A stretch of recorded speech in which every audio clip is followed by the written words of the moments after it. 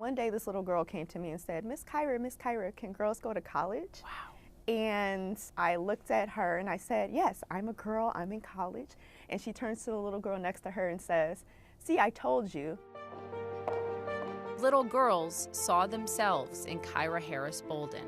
This has been a long journey for all of us. Today, for the first time, they can look up and see what else they could be. Kyra will be the first black woman ever to serve on the Michigan Supreme Court. Kyra?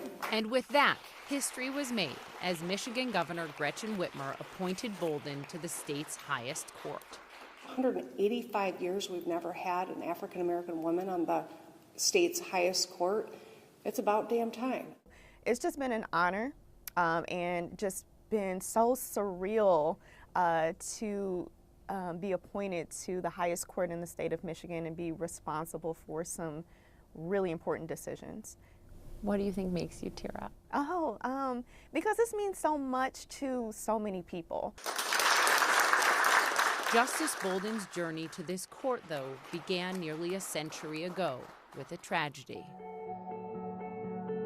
Jesse Lee Bond, my great-grandfather, was lynched in Tennessee in 1939 after asking a store owner for a receipt. And he was beaten and castrated and thrown into the local river, and the coroner deemed it an accidental drowning. And as a result, his murderers walked free. That injustice drove Bolden to law school. Once I realized that that was something that happened in my own family. Less than 100 years ago. ago. Yeah, I just felt the need to be a part of the justice system and to go to law school and find my way in that. Is your great-grandfather's lynching the reason you believe you became a lawyer?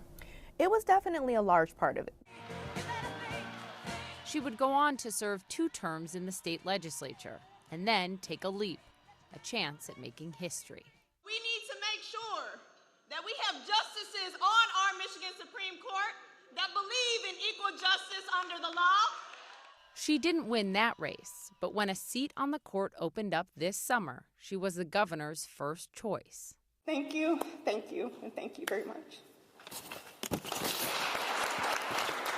Her daughter Emerson, not yet 5 months old, too young to know the history her mother has made. Emerson, in just a few generations, our family has gone from lynching to law school, from injustice to a capital J justice. From injustice to capital J justice is really just, it's amazing. It's amazing that we can make this type of progress for our family. What do you say to people who look at the state of racism in America today and don't see it as enough progress? Mm-hmm. It's not. It's not enough. It's absolutely unacceptable that in 2022, we are just now having the first black woman on the Michigan Supreme Court.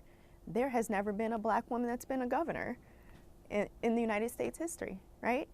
It's not acceptable. But we still have to work hard, and we still have to try to break down these barriers. And 2022, it took till now to get the first black woman on the U.S. Supreme Court. Yes.